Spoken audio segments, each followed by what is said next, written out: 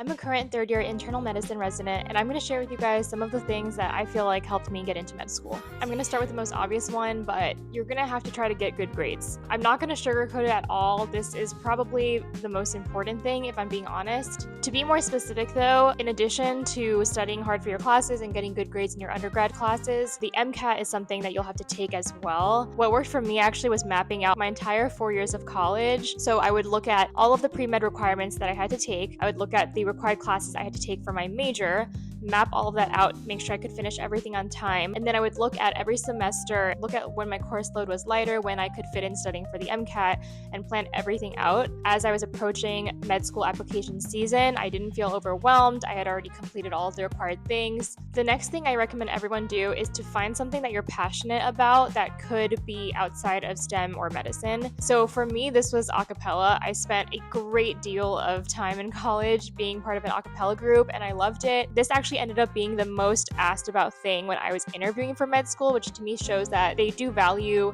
students that have strong interests, even if they're outside of academia. So find something that you're really passionate about, that you genuinely enjoy, and then prove on your application that you actually spent a lot of time on it and are really dedicated to it. The next one is do as many mock interviews as possible. I think I did at least 5 mock interviews with different people.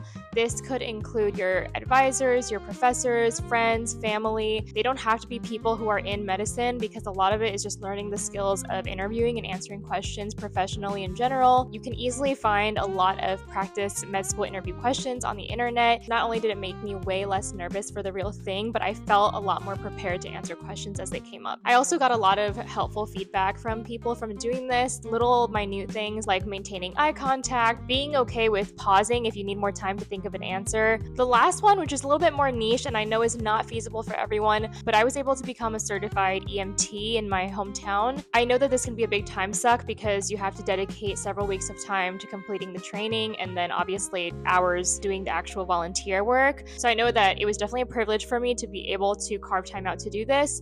But if you have the opportunity to, I think it was a great experience. And again, another big conversation topic that came up when I was interviewing, because I was able to have hands-on experience taking care of real patients. And just as a side note, I did not do any shadowing throughout this entire process, which is why I did not mention that one. Let me know in the comments below if you guys have any other questions about applying to med school.